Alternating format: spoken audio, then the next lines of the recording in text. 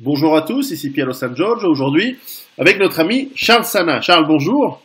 Salut Pierrot. Ça fait Bonjour à tous. Mais oui, ça fait une année que l'on ne s'était pas parlé, en tout cas enregistré pour ma petite chaîne YouTube. Et l'année dernière, nous avions parlé de la situation assez ubuesque dans laquelle se trouvaient les marchés financiers. Nous voici une année après, à peu près, et nous nous retrouvons avec une situation qui est à peu près la même, tu nous en diras plus, mais avec une bourse qui a pris quoi, 10-15% selon les différents marchés. Où est-ce qu'on en est aujourd'hui en fin octobre 2019?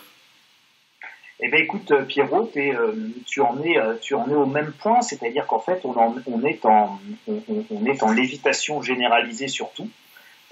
Donc on l'évite de plus en plus haut. Alors je pense qu'on va en discuter, on va raisonner, on va décortiquer tout ça pour se rendre compte qu'on peut même aller encore l'éviter de plus en plus haut si on veut. Tout va dépendre de ce que feront les banques centrales. Et puis on va rediscuter pour tous ceux qui vont nous regarder des éléments déclencheurs des crises. C'est très important. Qu'est-ce qui crée une crise et d'où viennent les crises. Et puis, pour bien démontrer qu'on peut l'éviter plus haut, mais bon, tout ce qui l'évite finit par retomber un jour. Voilà. Donc après, quand est-ce que ça va retomber, je suis bien incapable de te le dire, mais on peut en tout cas essayer de cerner, de comprendre, de visualiser avant que ça retombe les éléments qui vont commencer à inverser la lévitation. Alors, commençons par les outils principaux qu'utilisent les États dans le temps, mais aujourd'hui les banques centrales pour gérer leur économie. Alors, tout d'abord, la croissance.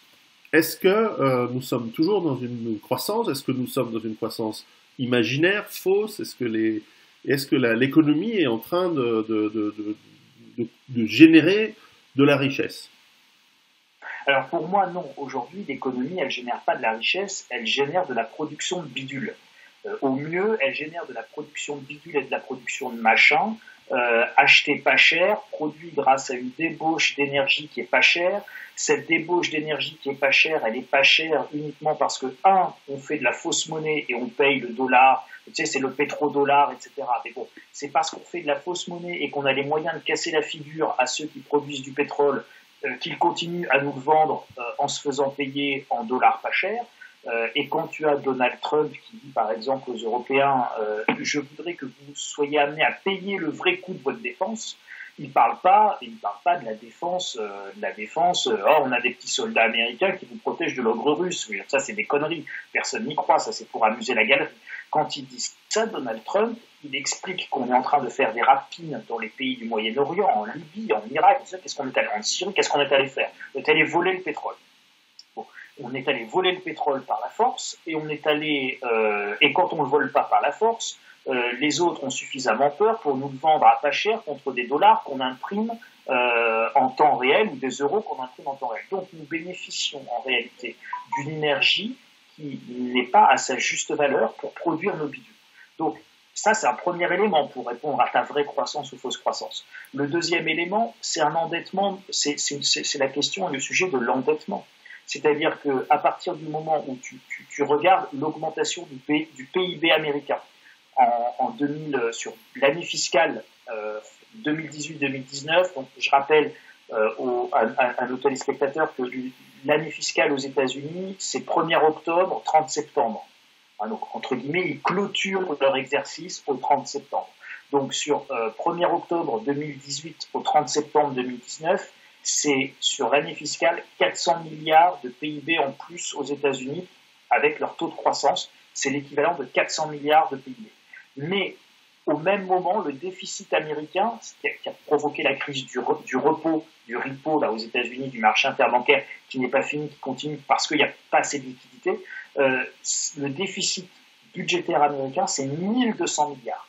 C'est-à-dire qu'ils ont dépensé 1200 pour créer 400 milliards de richesses. Ça, c'est très très concret. Donc quand tu parles de est-ce qu'on est dans une vraie croissance ou dans une fausse croissance, moi je te dis, quand je regarde les chiffres, je te dis qu'on est clairement dans une fausse croissance parce que pour $1 de richesse créée, il a fallu en fait en imprimer par déficit budgétaire 3. Puis si tu rajoutes ce que la Fed elle a fait, ou ce qu'elle s'apprête à faire avec 60 milliards maintenant de dollars par mois, bon bah tu rajoutes encore, des sous. Donc, et tout ça, ça devrait se matérialiser dans une remontée des taux d'intérêt, ça devrait se matérialiser dans des crises de confiance, ça devrait se matérialiser dans une baisse de certaines devises par rapport à d'autres. Et en fait, rien de tout ça se produit. Et c'est très logique, en fait. Tu pourrais te dire, mais ça, c'est pas normal. Et si, en fait, c'est tout à fait normal. Parce qu'on est dans un monde où tout le monde a décidé de tricher de la même manière. Donc, tu es dans un système de change flottant. À partir du moment où, aux États-Unis, tu imprimes comme un goré, bah, ta monnaie va baisser par rapport aux autres. Mais si les autres monnaies, elles impriment aussi comme des gorées, elles vont baisser tout pareil. Et si tout le monde baisse en même temps, et ben en fait, facialement, tout le monde reste au même niveau. Mais c'est par rapport aux matières premières que tu pourrais voir ou visualiser en réalité la baisse de pouvoir d'achat de tes monnaies. Et c'est exactement ce qui se passe avec évidemment les cours de l'or. Quand l'or augmente, en réalité, c'est pas l'or qui augmente, c'est toutes les monnaies qui se déprécient par rapport à l'or, qui lui est un baromètre, un étalon totalement fixe. Et j'adore cette image parce qu'elle est toujours vraie. Une once d'or aujourd'hui, ça vaut à peu près 1400 €. À l'époque de Jules César, une vache, ça coûtait une once d'or. Et aujourd'hui, dans ma Normandie, une vache, c'est toujours une once d'or, c'est-à-dire entre 1200 et 1500 € en fonction de la qualité de la vache. Tout à fait. Alors, deuxième outil qu'utilisent les États ou les banques centrales, c'est d'injecter, effectivement, tu l'as mentionné, d'injecter de l'argent, de la liquidité, on va dire dans l'économie au sens général, mais de plus en plus, il me semble que ce n'est pas dans l'aide, enfin, peut-être que tu me corrigeras, il y a bien sûr les aides sociales, énormément d'argent qui est donné en subside, etc. à la population, qui est probablement compensé par une grande captation par les impôts, donc faut voir, mais aussi beaucoup, et des dizaines de milliards par mois, peut-être des centaines à l'échelle globale, injectés dans les marchés financiers directement. Oui, alors, bon, ça je te dirais qu'à la limite, on s'en fiche. Enfin, quand je dis on s'en fiche, non. Ne vont pas s'en fiche ceux qui ont la chance d'avoir un portefeuille d'actions, etc. Bon, eux, ils gagnent 4 sous, etc. Ok, très bien, enfin, on est très content pour eux, voilà. Mais si tu bon, oui. Moi je suis pas un envieux, donc moi s'ils ont des sous, tant mieux, etc. Mais en fait, macroéconomiquement, si tu veux, gonfler ces bulles d'actifs n'a pas d'effet réel dans l'économie réelle. C'est pas parce que tu gonfles le cours de bourse de X actions, et tu as commencé en disant ouais, les bourses, ouais, c'est vrai, elles se portent bien, les bourses. Mais en fait, les bourses, elles se portent bien, mais l'économie réelle, elle se porte mal. Donc en fait, tu vois bien que c'est complètement décorrélé. Et c'est assez logique en fait. Ils injectent de la monnaie ils n'achètent pas de la monnaie pour faire monter les bourses en fait. Et les banques centrales, elles font pas n'importe quoi. Contrairement à ce que tu peux entendre, pas mal de gens disent ouais, ils font n'importe quoi, ils savent pas ce qu'ils font, machin, etc. Bien sûr que si. Alors on te dit officiellement, ouais, mais on fait ça pour relancer l'inflation, pour atteindre notre objectif d'inflation cible, 2% en Europe, etc. Ouais. Tout ça, pareil, c'est pour amuser la galerie. C'est totalement bidon. Pourquoi injectent-ils de l'argent? Pour une raison très très simple. On est face à un problème fondamental qui est une déflation séculaire. Dans une déflation séculaire qui a son point de départ essentiel sur 2 sujets. Le premier sujet, il est démographique. À partir du moment où tu as une baisse de ta population et une diminution de ta population, une diminution du nombre de têtes de pipe, forcément la richesse par tête de pipe et la richesse globale du nombre de têtes de pipe additionnées, elle va diminuer. Et donc, ça te pose un immense problème pour payer les dettes, surtout qu'en plus, tu as à faire face à ce qu'on appelle des flux sortants structurels sur l'épargne. En clair, les petits vieux, quand ils arrivent à un certain âge, nos anciens, ils sont d'abord seniors, ils sont jeunes, ils sont actifs, ils sont plutôt en bonne santé. Quand tu prends ta retraite à 60, 65 ans, tu t'éclates, etc., tout va bien. Là, tu consommes du voyage, tu consommes du loisir, tu consommes de l'associatif, tu redonnes également, etc., etc. Et puis, à un moment donné, eh bien, l'âge arrivant, le grand âge arrivant, ben, tu passes de cette senioritude active à la dépendance. Et quand tu passes à la dépendance, eh bien, il faut payer ta dépendance. Ça a un coût terrible. Tu payes des maisons de retraite, tu payes des soins, tu payes un accompagnement, tu payes de l'aide à la personne, etc., etc. Et donc, ça a un coût phénoménal. Et donc, qu'est-ce qu'ils font les seniors à ce moment-là? Ils mobilisent leur épargne, donc ils vont chercher dans leurs sous. Et donc, tous les mois, ils complètent en général leur pension de retraite et ils payent le reliquat avec leur épargne. Le pays le plus avancé là-dessus, c'est le Japon. Le pays est tellement avancé dans la déflation démographique que, si tu veux, aujourd'hui, les Japonais, ils retirent tous les mois, ils ont un flux structurel vendeur de leur épargne. Et donc, en face, il n'y a plus d'acheteurs. C'est-à-dire qu'il sort beaucoup plus d'épargne qu'il n'en rentre. Les jeunes générations n'ont pas autant de moyens et les plus vieilles générations retirent beaucoup. Donc, tu es en flux structurel négatif. Et à partir de là, qui assure la solvabilité du système? Et bien évidemment, les banques centrales. Et les banques centrales, elles font quoi?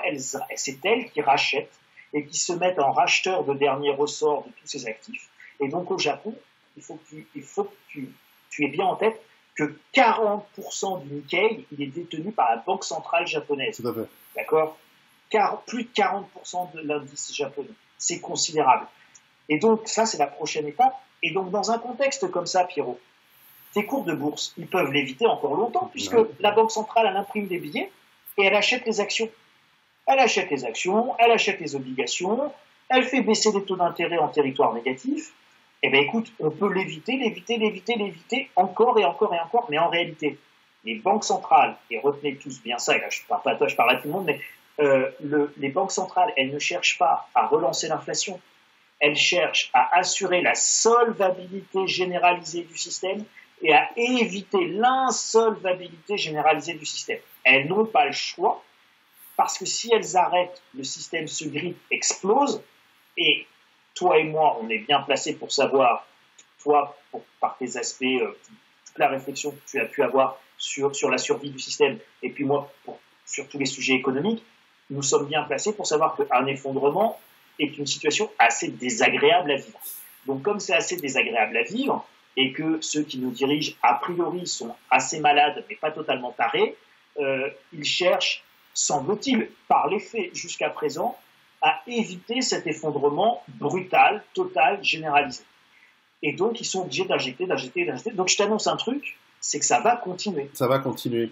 Alors, un des corollaires, avant de passer au troisième point, mais un des corollaires de cette action, c'est que plus les actions montent en bourse, plus leur ratio entre leurs profits et la valeur de leur cotation boursière va devenir en dehors des normes habituelles, puisque forcément leur cote monte alors que leurs profits, probablement, puisque l'économie ne va pas très bien, vont s'éroder ou ne vont pas être aussi bons. Ça, c'est un premier point dans ce point-là. Et puis ensuite, pour les sociétés qui sont en fait un refuge, et ça m'amènera au troisième point, qui sont un refuge pour les investisseurs qui ne savent plus rémunérer leur capital, c'est-à-dire que lorsque des taux d'intérêt sont négatifs, on ne va pas commencer à placer, ou plus difficilement en tout cas, quelques millions, quelques milliards dans des obligations à moins 1%. On va commencer à se dire peut-être que justement quelques Nestlé ou Air Liquide ou des sociétés cotées, des blue chips, qui donnent en fait des dividendes de 2-3%, eh bien ces dividendes, puisque la cotation va augmenter, ces dividendes vont devenir plus petits par rapport à la valeur boursière, donc l'investissement nécessaire pour pouvoir avoir le droit d'avoir une part d'une société qui vous donne un pourcentage à la fin de l'année en dividendes.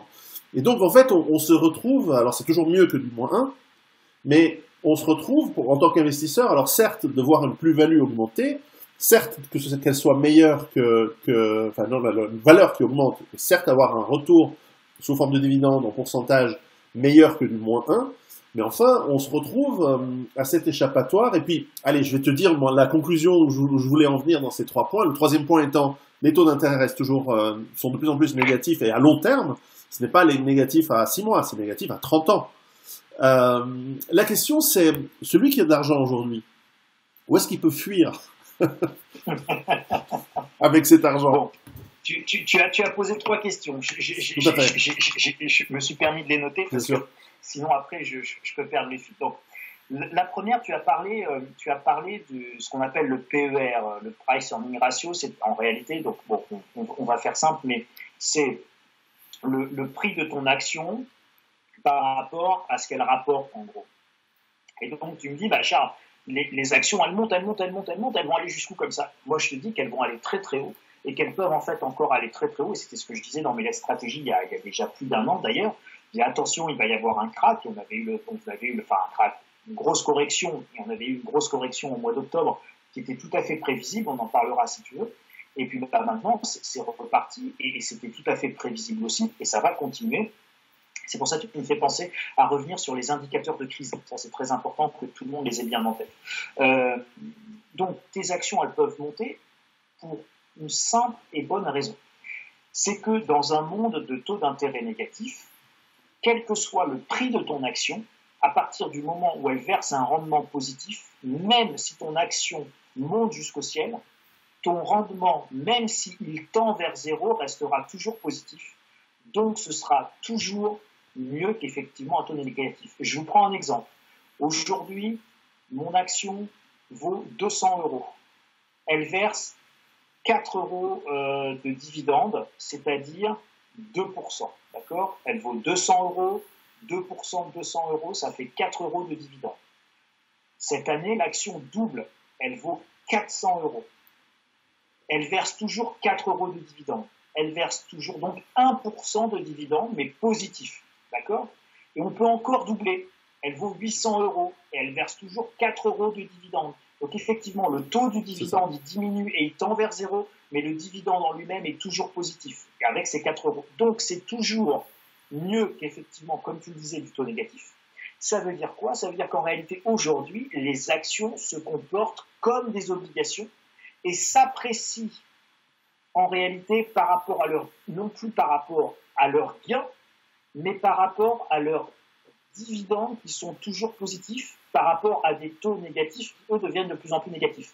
Ce qui veut dire qu'en réalité, aujourd'hui, on ne doit plus considérer les actions avec les ratios classiques et traditionnels du PER, combien de fois les bénéfices, etc., mais comme des critères obligataires. C'est aberrant, mais quand on est dans un monde de taux d'intérêt négatif, on est évidemment dans un monde qui est complètement aberrant, puisque depuis la nuit des temps, si je te prête 4 pièces d'or, tu m'en rends 5. Bon, et ça a toujours marché comme ça pour une simple et bonne raison, c'est que si je te prête mes 4 pièces d'or, d'abord je les ai plus, je te les file à toi, qu'ensuite tu pourrais ne pas me les rembourser, donc j'ai un aléa, donc je m'en prive, j'ai un aléa, j'ai un risque, etc., etc. Donc, si tu veux, depuis la nuit des temps, les taux d'intérêt ne peuvent être que positifs, à tel point que dans le Code civil français, les taux négatifs sont interdits, en fait. C'est pas possible. Bon. Ça, c'était pour le premier sujet. Le deuxième sujet, tu me demandais, oui, mais alors bon, moi, je place sous mon argent. Je place sous mon argent. Les taux négatifs, d'abord, ils peuvent devenir de plus en plus négatifs. Ça, je voulais t'en parler parce que c'est justement le travail dans ma dernière lettre stratégie là, du mois d'octobre qui va sortir. Tout mon travail, je l'ai fait à partir notamment de ce papier du FMI, mais tu en as aussi à la BRI, j'en parle. Tu as aussi des articles universitaires comme Kenneth Rogoff, etc., qui bossent vachement sur comment implémenter des taux profondément négatifs, et ça c'est le titre du rapport du FMI, c'est comment implémenter des taux profondément négatifs dans l'économie. Donc un taux profondément négatif, c'est moins 4%. Donc t'imagines, toi, tu as 100 000 euros, 100 000 francs suisses, 100 000 dollars, peu importe, et on te dit, mon coco, t'es bien gentil ton épargne, tu as 100 000, et je te rendrai 96 000 à la fin de l'année. Waouh! Ton réflexe, là, Pierrot, je te dis ça, tu fais quoi de tes 100 000 francs suisses? Je me casse. Voilà, merci Pierrot. Donc naturellement, Pierrot, il va à la banque, il dit, raboule-moi mon pognon, file-moi mes 100 000 francs suisses, et je me casse. Donc effectivement, tu achètes de l'or, tu prends tes billets, et tu préfères prendre tes billets et les mettre dans une petite boîte en fer pour les protéger quand même des souris et des rats, parce que c'est pas débile, et puis enterrer le magot, plutôt que de contempler, et au moins il te rapportera rien, mais au moins il te coûtera rien, plutôt que de le contempler fondre. D'autant qu'il y a des taxes et des impôts sur cet argent. en plus, et que tu as déjà payé des taxes. Voilà, en plus. Ouais. C'est ton épargne. Mon épargne, bien entendu. Tu as tout payé, tu as travaillé, tu as payé tes charges sociales, tu as payé tes impôts, tu as payé Hélas, tout. Ouais. Et c'est le petit truc qui te reste, quoi. Et là, on te dit, bah écoute, mon coco, on va en plus t'en piquer encore 4%. Là, tu dis, hey, stop, les mecs, ça suffit, je me casse. Donc, ils le savent que tu vas te casser. Ouais. Donc, ce dossier, il explique, du FMI, il explique comment on va faire pour que tu puisses pas te casser. Donc, ils te disent que on va t'imposer, alors j'avais noté les trucs, mais on va t'imposer une taxe, par exemple, sur les achats payés en espèces. Et toi, tu vas à la banque, alors il y a plusieurs méthodes. Soit c'est hyper coercitif, soit c'est plutôt clean. Bon. Donc, on ne te taxe pas, tu vas à la banque, tu retires tes 100 000 francs suisses, tu les gardes chez toi, tu n'as pas de taux négatif. Mais par contre, quand tu vas chez le commerçant, tu as deux prix. Tu achètes ce stylo, si tu le payes par carte bleue, en monnaie digitale, pas en crypto-monnaie, en monnaie digitale. Aujourd'hui, quand on paye avec nos cartes bleues, on paye en monnaie digitale. Hein, on paye en monnaie dématérialisée. Si tu payes en monnaie qui est sur ton compte bancaire, tu vas le payer 1 euro. Mais par contre, si tu le payes en espèces, c'est 1,50 €. D'accord? Donc il y aurait deux prix. Ça, c'est une première possibilité. La deuxième possibilité, tu arrives à la banque, tu me dis, voilà, je veux mes 100 000 francs suisses, ah ben là, j'impose ton retrait et je te donne 96 000 ou 90 000. Ça, c'est la deuxième possibilité. La troisième possibilité, c'est de donner une date de péremption au cash. Ouais. Voilà, on va dire ça, c'est un billet, voilà. Ça, on va dire que c'est un billet de 100 balles. Et en fait, quand tu vas les prendre au distributeur, ils vont être marqués avec une date de validité. Et tu as 1 mois pour les dépenser. Dans 1 mois, ce billet s'autodétruira, il vaudra 0. Plus personne ne te le prendra parce que la date de péremption est arrivée à échéance. Donc là, on va te ça c'est clean, d'accord? Ça c'est dans leur méthode clean. C'est-à-dire que ah non mais regardez, on est vachement gentil. C'est fait vraiment, c'est pour l'économie, c'est pour votre bien les cocos. Si tu retires des espèces, faut que tu les dépenses tout de suite. Sinon tu prends tes taux d'intérêt négatifs comme tout le monde, parce qu'il faut être juste, hein. Il faut être égalitaire. Il n'y a pas de raison que toi tu puisses ne pas payer du taux négatif, machin. Donc tu vois, bon. Et donc, après, ils ont toute la communication qui va être mise en place, toutes les techniques, etc. Donc, ils sont en train vraiment de bosser là-dessus. Ensuite, tu as une autre variante qui est de te dire, quand tu déposes ton cash à la banque, eh bien, en fait, tu arrives avec un billet de 100 €, mais on te dit, ça vaut 70. D'accord? Donc, on pénalise le cash. Ça veut dire quoi? Ça veut dire qu'en fait, les banques centrales, elles sont en train, et les autorités monétaires et financières, elles sont en train de réfléchir par rapport à ce que tu sous-entendais, elles sont en train de réfléchir à supprimer les alternatives aux taux d'intérêt négatifs. C'est-à-dire que si elles veulent aller plus loin dans les taux d'intérêt négatifs pour éviter l'effondrement du système, elles vont être obligées de changer les législations, les lois, les manières de faire pour pouvoir aller plus loin dans les taux d'intérêt négatifs. Aujourd'hui, jusqu'à 0,5, 1% grand maximum, les gens vont à peu près rester dans leur banque. Mais au-delà de 0,5% de taux d'intérêt négatif, comme tu dis, tu prends ton pognon, tu casses. Donc, on va t'empêcher de te casser. Il n'y a pas de choix, en fait. Le corollaire de ça, si on veut mettre en place des taux d'intérêt négatifs, profonds, enfin importants en taux, on est obligé d'avoir des mesures coercitives de répression financière. Et c'est exactement ça que le dossier du FMI raconte. Alors maintenant, j'en reviens à ta question, justement. Comment on fait pour s'en casser? Alors, l'approche générale, elle consiste à dire que de toute façon, de manière générale, taux négatif ou pas taux négatif, dans le contexte actuel dans lequel tu te trouves, tu es obligé de te débancariser et de te démonétiser. C'est les deux choses. Ça, pareil, tu vois, c'était le titre de ma lettre du mois dernier. Il faut se débancariser et se démonétiser. C'est-à-dire débancariser, tout le monde a compris ce que ça veut dire. Je retire mon sous de la banque, ok. Mais une fois que j'ai retiré mes sous de la banque, j'ai quand même des euros, j'ai des bifetons. Et pensez à ce que je viens de vous dire sur le FMI. Une fois que vous avez, sur le rapport du FMI, une fois que vous avez vos bifetons, vous voulez les redéposer ou vous voulez les consommer. Et là, on vous dit, mon coco, il n'y a pas de problème. Si tu payes en espèces, c'est pas 1 euro, c'est 1,50 €. Ou si tu vas redéposer tes espèces parce que tu as besoin d'acheter une voiture, machin, tu peux le faire que par virement, hein, et ben on va dire, tu viens de me déposer 100 000 francs, mais écoute, tes 100 000 francs, en fait, je te les recrédite que de 60 000. Donc, il faut non seulement se débancariser, mais une fois qu'on est débancarisé et qu'on détient des espèces, c'est pas suffisant. Il faut se démonétiser. Et comment on fait pour se démonétiser? eh ben, évidemment, on achète des actifs tangibles qui sont hormonés, qui ont une valeur par eux-mêmes. Quand tu as ton tas de billets, c'est une valeur, imaginaire, en fait. D'accord?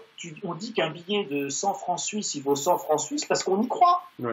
On dit qu'un billet de 50 euros, il vaut 50 euros juste parce que toi et moi, on y croit. Bien sûr. Mais si demain, on n'y croit plus, il ne vaut rien, le truc. Donc, évidemment, il faut se démonétiser et prendre des choses qui ont une valeur par elles-mêmes. Tu vois, t'es dans ta bade, t'es dans ton chalet, il a une valeur par lui-même. C'est-à-dire que quand bien même il n'aurait pas une valeur exprimée en argent, il a ce qu'on appelle une valeur d'usage. Tu es dedans, tu vis dedans, tu cultives ton potager dedans, tu as tes poules dedans, enfin, tu te chauffes dedans, il fait que tu as un toit sur la tête et que tu n'es pas en train de mourir de froid dehors comme les hommes des cavernes. Donc, il a en lui-même ce bien, cet actif tangible, il a en lui-même une valeur. Quoi qu'il se passe autour, il a une valeur. Donc évidemment, on va migrer vers des actifs tangibles. Si je prends les pièces d'or, elles ont une valeur en elles-mêmes, intrinsèque, c'est de l'or. Et si je viens te voir et que je te dis, donne-moi 10 poules, voilà une pièce d'or, quoi qu'il se passe autour, tu vas accepter ma pièce d'or et me donner mes 10 poules si tu en as 50 et que tu as un excédent de poules, et tu vas faire commerce de poules, etc. Et cette pièce d'or te permettra à ton tour d'aller acheter peut-être des médicaments au marché noir, machin. Donc, ça a des valeurs en soi. Donc, on se démonétise. Ça, c'est la première grande approche. Et la seconde grande approche, c'est que se démonétiser, c'est pas n'importe comment non plus. C'est-à-dire que, et ça, je le garde pour mes abonnés, il faut bien qu'ils aient des petits trucs en plus, mais la manière de le faire, et donc la manière de structurer son patrimoine et d'avoir recours à un certain nombre d'artifices de montage, etc., va changer également considérablement la donne soit de ta démonétisation, soit de ta débancarisation. Donc après, il y a des façons de le faire qui vont changer considérablement la donne, parce que toutes les structures juridiques ne se valent pas. Et qu'il y a plusieurs fictions imaginaires. Tu as la fiction imaginaire de ce que vaut un billet, mais tu as la fiction imaginaire de ce qu'on appelle une personne physique, ça c'est pas imaginaire, tu as la fiction imaginaire de ce qu'on appelle les personnes morales. Et donc, c'est tout ça qu'il faut articuler dans des stratégies de débancarisation et de démonétisation, et c'est faut le faire, très clairement, pour les gens qui ont un petit peu de sous, c'est un vrai sujet. Et enfin, dernier élément, il ne faut pas paniquer non plus, dans le sens où un patrimoine, c'est quelque chose de global.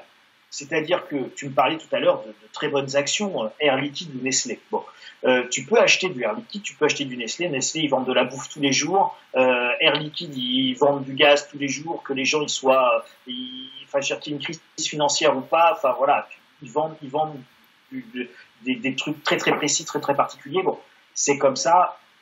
Ce sont des entreprises qui d'abord ont une très grande antériorité, qui ont su passer des guerres, et pas les moindres, Deuxième Guerre mondiale, etc. Donc, ce sont des entreprises qui ont prouvé leur résilience. Avoir une action, c'est détenir un actif tangible, hein. C'est une part de propriété d'une personne morale, voilà, qui est une entreprise, qui est un autre type de fiction imaginaire. Quand tu détiens une part de Nestlé, cette part de Nestlé, tant que Nestlé est vivant, la valeur de cette part, elle peut varier, elle peut valoir presque rien pendant une crise monumentale, mais le jour où ça redevient normal et où on se redresse, tu vas retrouver une valeur et ta part de propriété, elle sera toujours là. Voilà. Donc, c'est tout ça qu'il faut. Et donc, dans ton patrimoine, en revanche, tu ne vas pas justement mettre que des actions Nestlé, ou que des actions Air Liquide, alors que c'est de très belles entreprises, c'est pas le problème. Mais tu vas pas faire que une entreprise Nestlé, ça serait complètement couillon. Mais tu vas pas faire non plus 100% d'or, ça serait complètement couillon. Bien sûr. Tu vas pas faire 100% d'immobilier, ça serait 100% couillon. Bon. Donc, tu vas articuler tout ça, et dans une stratégie patrimoniale, c'est un équilibre savant que tu vas devoir trouver entre tout ça. Et dernier point, l'une des manières de fuir les taux d'intérêt, c'est aussi d'en profiter. Et comment tu fais pour profiter de taux d'intérêt négatifs? Eh ben, t'empruntes, évidemment. T'empruntes. Voilà. Oui. T'empruntes de la monnaie qu'on te donne gratuitement. Voilà. Parce qu'aujourd'hui, quand tu empruntes sur 15 ou 20 ans à 0%, ou à aller entre 0 et 1%, c'est juste du délire. C'est juste du délire. C'est juste qu'on te donne du pognon. Bon. Et là, tu as des gens qui vont te dire, ah ouais, mais tu comprends, si jamais tu peux pas rembourser, machin, là, justement, il y a des moyens d'organiser, non pas ton insolvabilité, mais d'organiser ton patrimoine pour faire en sorte que ce ne soit pas toi qui porte la dette. D'accord ? C'est pas toi qui porte la dette. Et ça, c'est important. Tu profites de la dette, mais c'est pas toi qui la porte. Et si jamais ça se passe mal, tu peux couper. Et donc, c'est tout ça. Enfin, voilà, une vraie stratégie patrimoniale aujourd'hui, elle articule tout ce genre d'éléments. C'est pas juste j'achète un peu d'or ou j'achète un appart et je fais un peu de locatif à Paris ou à Genève. Ça peut être ça, mais c'est voilà. Si tu as vraiment des outils beaucoup plus puissants et des stratégies beaucoup plus puissantes. Alors, comme nous avons beaucoup de téléspectateurs qui sont en France, j'entends déjà beaucoup de gens qui disent oui, mais moi j'ai pas d'argent, donc ça, comment je fais, etc., etc. Et justement, t'empruntes, t'as pas d'argent aujourd'hui, le pognon on te le donne gratuitement. Non mais tu vois, et en réalité, Pierrot, et c'est pas du tout, n'y voit pas du tout une critique ou le moindre reproche. En réalité, c'est extrêmement difficile de prendre la décision de prendre du risque en fait. Bien sûr. C'est-à-dire que donc je me permettrai jamais de juger ça. Moi au départ, je suis un petit banquier, moi, tu vois, au départ. Moi, je suis un banquier d'en bas. Moi, j'étais dans mon agence et j'étais un banquier de riche, voilà. Mais je m'occupais de gens très très fortunés. Et en fait, c'est en regardant ces gens très très fortunés que j'ai appris beaucoup de choses. Et vraiment beaucoup de choses. Ce sont eux qui m'ont formé en réalité. C'est pas la banque qui m'a formé. Moi, j'ai tout appris de mes clients.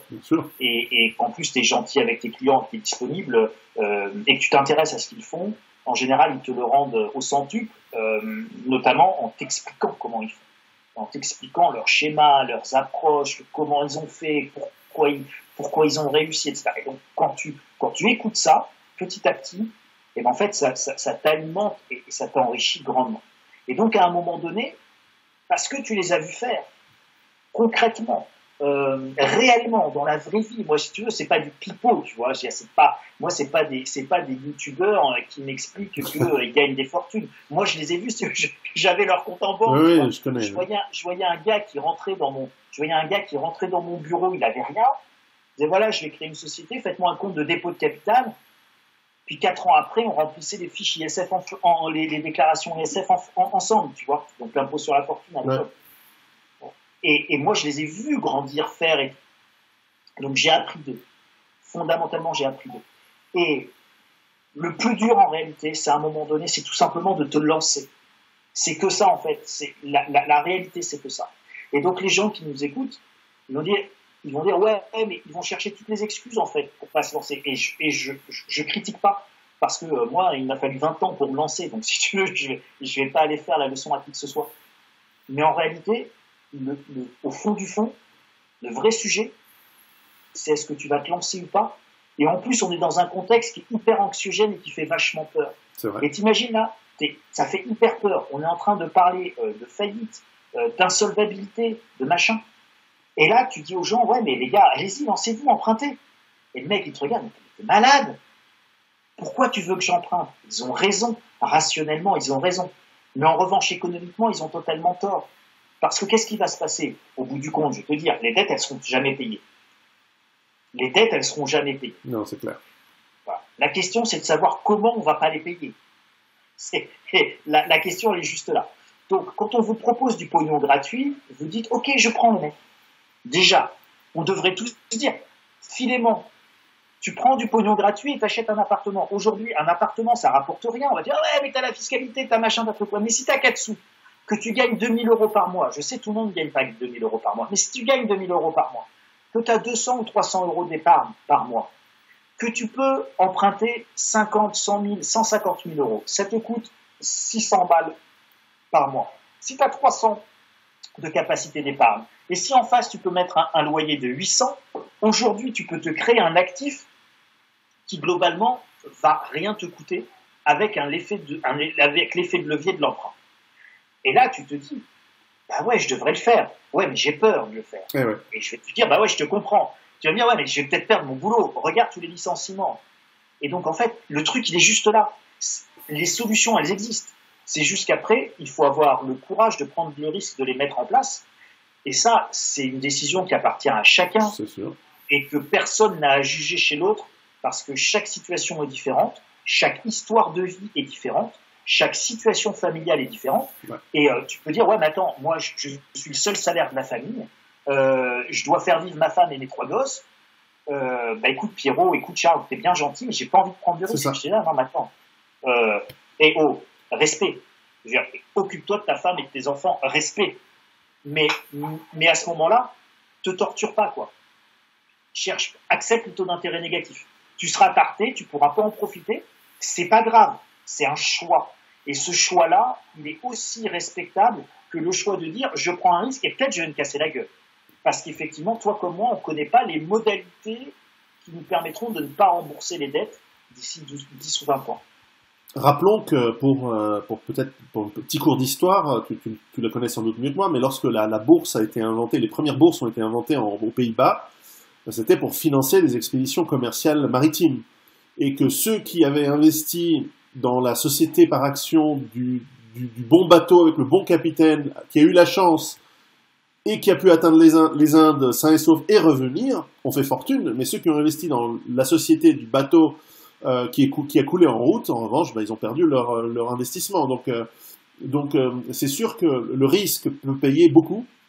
Le risque peut aussi rater. Ceux qui ont les moyens savent gérer, épanacher un petit peu leurs risques et faire cette diversification. Ce qui fait qu'en général, les gens qui sont riches et intelligents ne s'appauvrissent jamais, au contraire, parce qu'ils savent faire cela. Donc il y a une corrélation. Souvent, la critique qui est très, très de gauche et très idiote, hein, d'ailleurs, pardon pour le pléonasme, mais sur les gens qui ont des fortunes, c'est que lorsqu'on regarde en fait la liste des grandes fortunes, on se rend compte que chaque 10 ans, cette liste est totalement remaniée, soit parce que des nouveaux arrivent et ils déclassent. Exactement. Ouais. La plupart des fortunes, la plupart de la richesse se fait par le travail, la prise de risque et non pas par l'héritage. Ça existe évidemment l'héritage, mais souvent. Bien sûr, tu as des grandes familles, etc. Bien sûr. Et heureusement, parce que en général, ça permet une accumulation du capital qui permet d'avoir des grosses sociétés derrière. Et autant les nouveaux riches, on va dire, sont des gens qui savent prendre du risque en général, hein, dans une société relativement saine. Après, il y a du parasitage, on connaît aussi le problème des sociétés un peu trop étatisées. Mais l'avantage aussi des grandes fortunes anciennes, c'est qu'elles dépensent énormément d'argent dans de la bienfaisance, dans de l'art, dans de la préservation d'objets qu'ils aiment, de leur passion.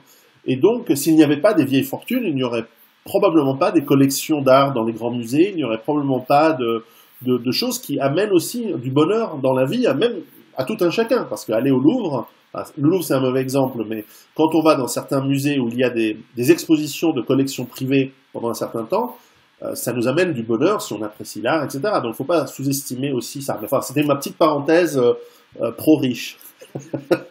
Non mais si tu veux, la question c'est que personne se pose, à mon sens, la vraie question c'est que c'est bien de critiquer les riches en fait, hein, mais en réalité, la bonne question c'est comment je fais pour le devenir. Et moi, je m'étais fait un petit slogan, tout le monde aime les pauvres, mais personne ne veut le devenir. Tout le monde déteste les riches, mais tout le monde veut l'être. Tu vois, bon. Enfin, et c'est quand même un peu ça. Mais la vraie question qu'on devrait se poser, c'est quelles sont les approches qui permettent aux gens de créer de la valeur et de s'enrichir. Et le vrai sujet aujourd'hui, devrait pas être de donner du RSA. Évidemment qu'il faut aider les gens. Moi, si tu veux, j'ai 2 hémisphères. Moi, tu sais, j'ai un hémisphère droit qui déteste payer ses impôts, et puis j'ai un hémisphère gauche qui déteste devoir payer l'hôpital quand il a un gamin malade à 4 heures du matin, tu vois. Donc, je suis à la fois socialiste et à la fois libéral. Ouais, mais c'est français, c'est comme ça. C'est français, voilà. Et j'assume complètement ce paradoxe qui est profondément français. Oui, c'est vrai. C'est-à-dire, on est de droite et de gauche en même temps. On veut une liberté totale, et d'un autre côté, on supporte pas la chienlit. On supporte pas la délinquance, mais on supporte pas d'être fiché et d'être fliqué. Tu vois. Donc, oui. on est paradoxaux surtout. Il faut l'assumer, en fait. C'est notre ADN, on est comme ça. C'est pour ça qu'on vous aime bien. C'est pour ça qu'on vous aime bien. Voilà, c'est ça. Et donc là, tu vois, je l'assume pleinement. Mais je crois que le vrai sujet, c'est de donner aux gens les moyens de comprendre, et c'est ce qui n'est pas fait, effectivement. Il n'y a pas d'instruction et d'éducation financière. On n'explique pas aux gens comment fonctionne l'effet de levier, comment fonctionne la thésaurisation, comment fonctionne l'accumulation de capital.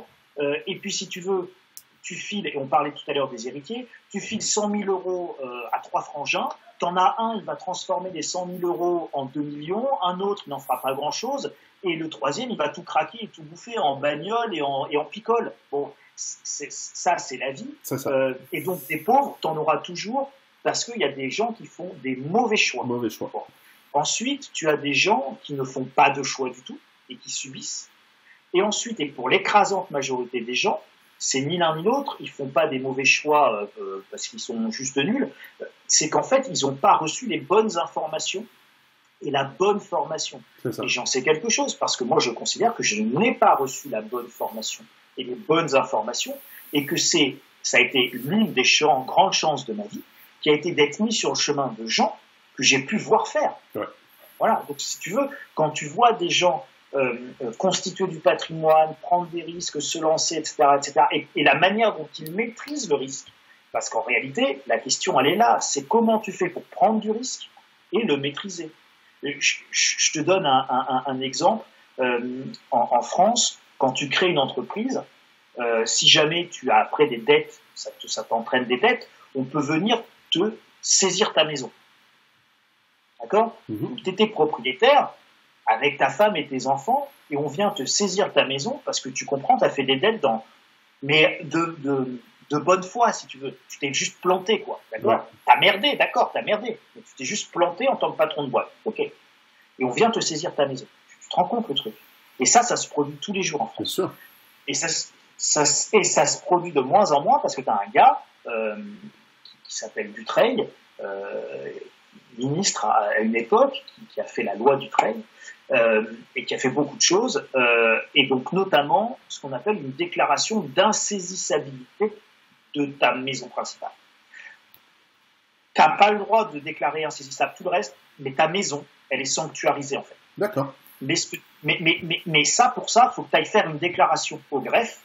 En France, ça s'appelle le greffe, c'est le tribunal, si tu veux, de commerce. Et tu dois faire une déclaration, remplir un papier, c'est gratuit, dans lequel tu dis, voilà, ma maison que j'ai avec ma femme et dans laquelle j'habite avec mes enfants, ma résidence principale, elle est insaisissable. Et là, le greffe, il te fait, ok, c'est noté, c'est insaisissable. Quoi qu'il t'arrive après, ta maison, elle ne pourra pas être saisie. Ça, tu as plein de gens, ils se lancent dans des entreprises, on ne leur dit même pas, les experts comptables, ils leur disent même pas, tu as fait ta déclaration d'insaisissabilité pour ta résidence principale, pour la maison avec ta femme. Mais c'est marrant parce que, par parenthèse, en Suisse, on a la même chose, mais c'est dans la loi, et il n'y a pas besoin de faire de la bureaucratie, c'est automatique. Ouais, mais t'es en Suisse. Parce que pourquoi ajouter un niveau de paperasserie, alors que simplement en Suisse, dans la loi, c'est écrit que ton domicile, une table, 4 chaises, un lit, enfin, il y a un certain nombre de meubles en plus qui sont définis par la loi. Le minimum vital. Voilà, qui sont considérés insaisissables parce que, voilà, on va pas te. Parce qu'en plus, c'est intelligent comme modèle, même ce que tu décris en France. C'est-à-dire que tu mets quelqu'un à la rue, ça va commencer à coûter de l'argent à l'État. Et donc, il ne pourra jamais rembourser. Eh oui. Donc, autant lui laisser une chance de redémarrer. Évidemment. Et de pouvoir lui prendre un peu de sous tous les mois. Exactement, parce que là, clairement, on va les saisir sur les comptes salaires, sur les comptes machin, tout ça. C'est ça. Mais oui. Alors, moi, je vais te donner la réponse, Pierrot. Il y a une réponse très simple à ta question. C'est que, je te parlais tout à l'heure, d'avoir la bonne information et d'avoir la bonne formation. Et bien là, en fait, quand tu ne le dis pas, quand c'est pas automatique, et ben, tu crées une inégalité phénoménale, en fait. Bien sûr. Tu crées une inégalité entre celui qui a le bon expert comptable et celui qui a pas le bon. Tu crées une inégalité entre celui qui est bien conseillé et celui qui ne l'est pas.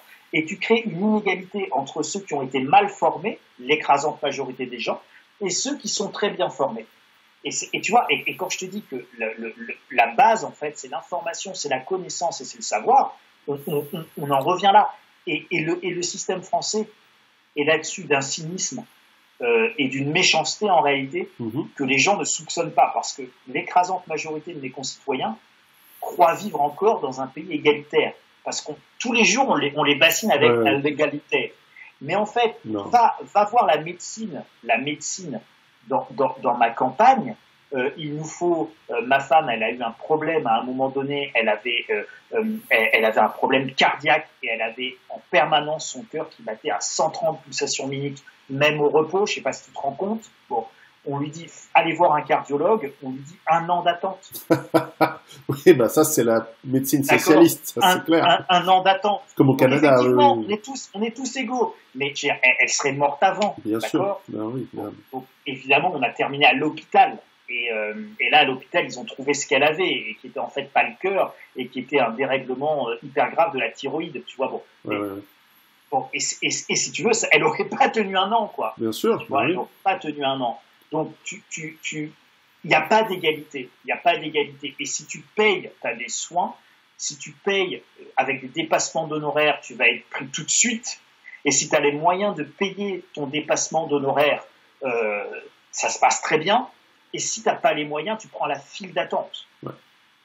Tu vois, c'est juste l'hypocrisie française. Je comprends, mais le Suisse que je suis te dira que dans un marché libre, le bon comptable, le bon conseiller financier va se créer une réputation d'être bon et donc va attirer les gens qui vont quitter les mauvais qui oublient de conseiller correctement les gens. De même qu'un bon médecin, c'est le cas en Suisse clairement, aura une bonne réputation et les gens vont se presser au portillon et vouloir payer cher pour être consultés ou opérés par le bon médecin, le bon chirurgien et éviter ceux qui sont mauvais, qui eux vont faire faillite parce que personne vient les voir au bout d'un moment. Mais effectivement, tu as raison, pour qu'un libre marché fonctionne, il faut que l'information soit libre, il faut que aussi un État ne mette pas son gros doigt gras et boudiné et sale sur la balance et qu'il fasse pencher et qu'il surtaxe les bons pour ensuite redonner de l'argent ou qu'il égalise entre les bons et les mauvais.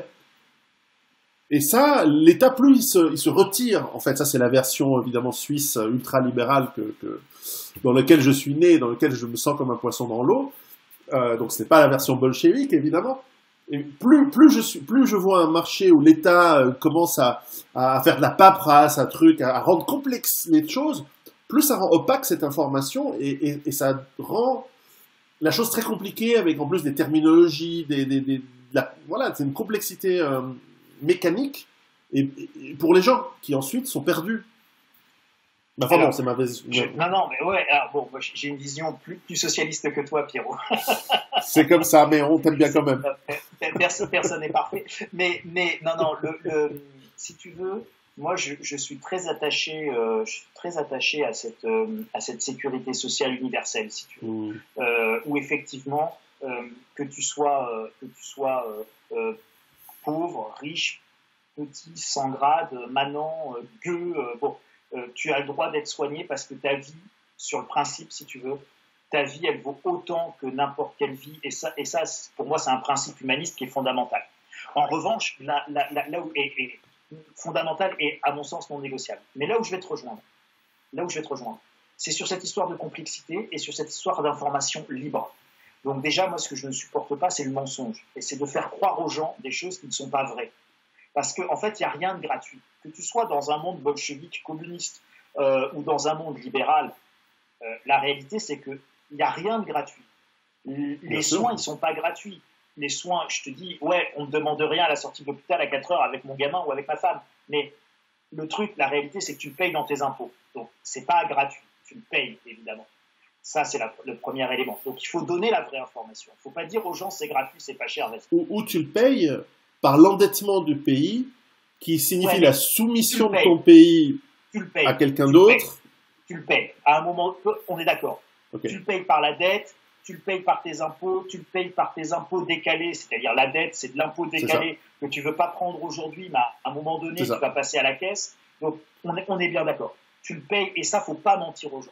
La deuxième chose, c'est qu'il ne faut pas mentir en donnant effectivement les mauvaises informations aux gens et en leur faisant croire des choses qui ne sont pas vraies ou plus vraies, du genre on est tous égaux devant la médecine. Aujourd'hui en France, la médecine est ultra inégalitaire, c'en est révoltant. Et Et c'en est révoltant parce qu'en fait, on a changé de système. On n'est plus dans un système égalitaire, mais on ne veut pas te dire qu'en fait, on est en train de devenir comme en Suisse, comme aux États-Unis. On ne veut pas le dire aux gens. Et donc, comme on ne leur dit pas aux gens, ils ne sont pas capables, en tant qu'agents économiques, de prendre leur décision la plus efficace pour eux. Et moi, je vois des gens, ils attendent d'avoir un rendez-vous médical parce qu'ils pensent qu'il n'y a pas le choix, en fait. Et si tu leur dis, non, mais attends, tu peux payer. Ah ouais, non, mais attends, finalement, je vais faire le choix de payer parce qu'effectivement, là, j'ai trop mal, quoi. Ouais. Tu vois, là, j'ai juste trop mal. Donc, je préfère ne pas m'acheter le nouvel iPhone, mais payer mes soins tout de suite plutôt que d'attendre un an d'être soigné gratuit, quoi. C'est vrai, c'est vrai. Donc, voilà. Donc, ça c'est très hypocrite. Et ensuite, le dernier point, et c'est le plus important sur lequel je te rejoins, c'est la notion de complexité. Et donc tu as le professeur Tinter qui avait écrit un bouquin intitulé L'effondrement des sociétés complexes.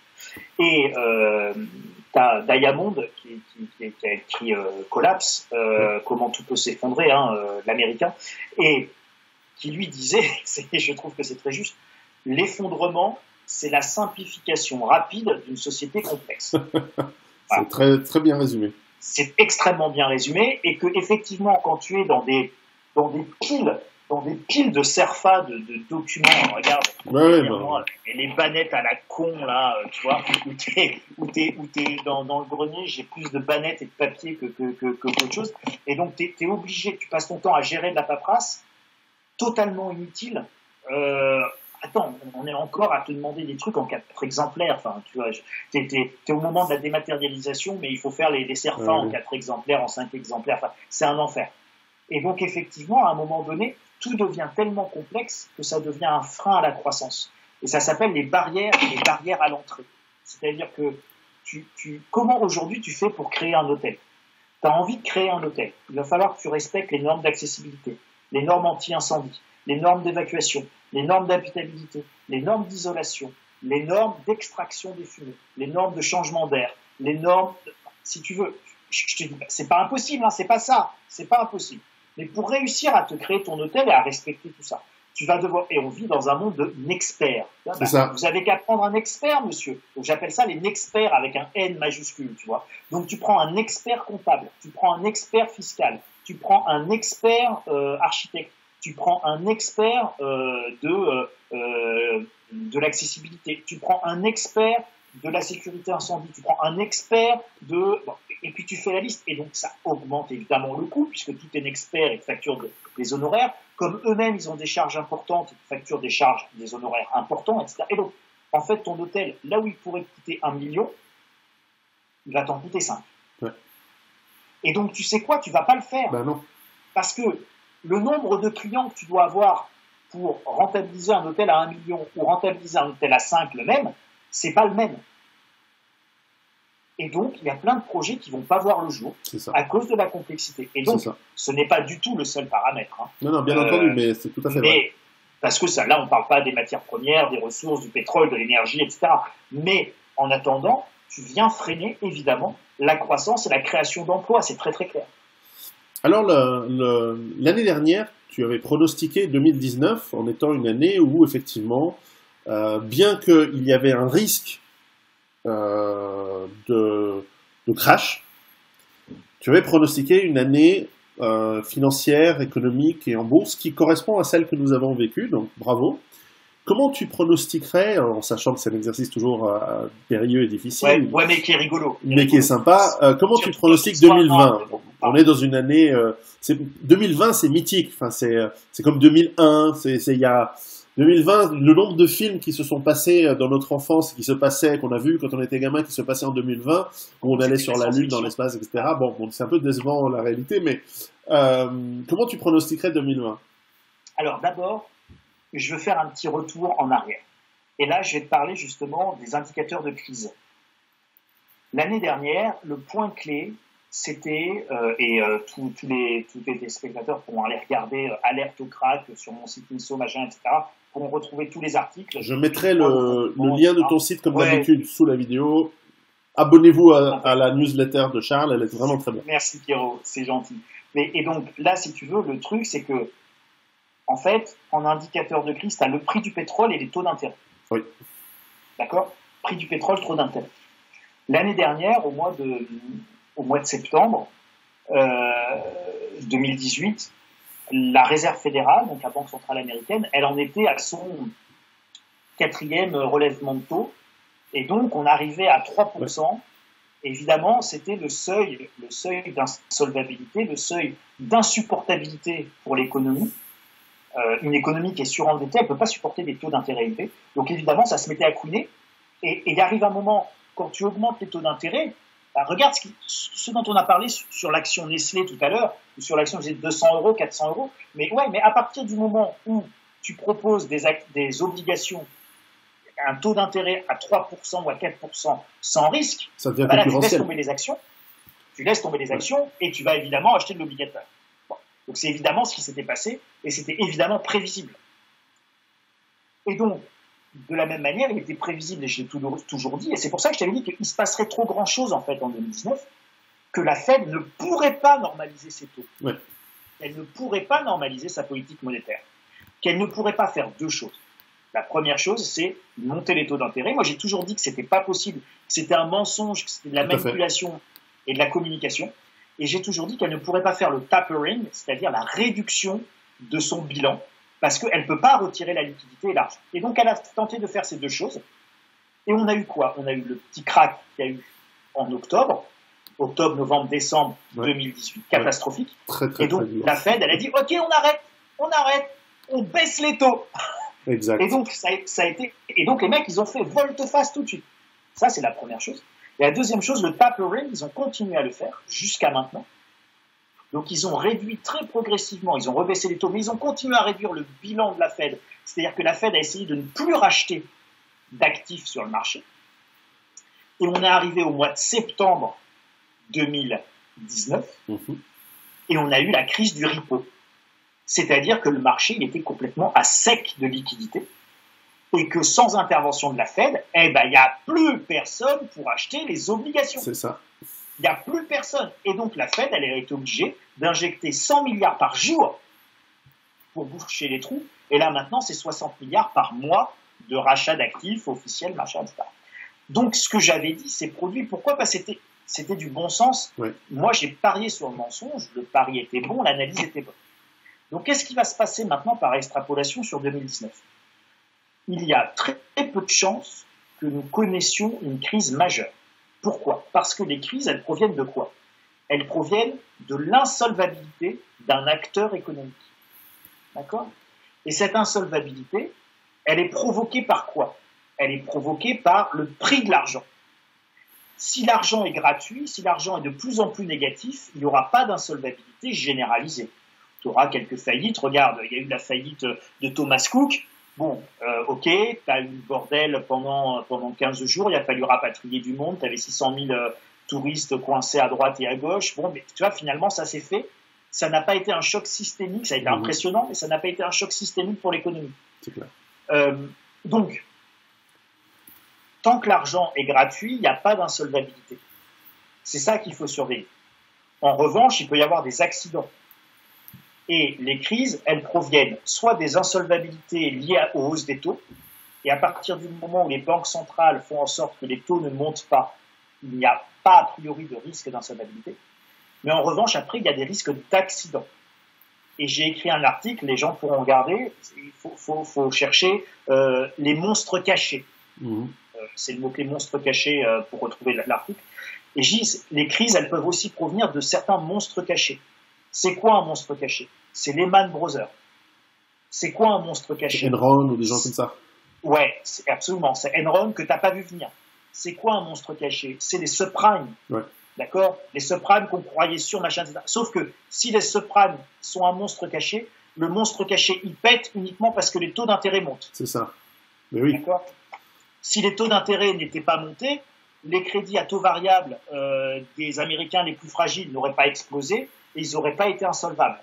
Et imagine, en fait, on leur aurait mis des taux d'intérêt négatifs, les subprimes, on n'en aurait jamais entendu parler. C'est un monstre caché qui n'aurait jamais existé.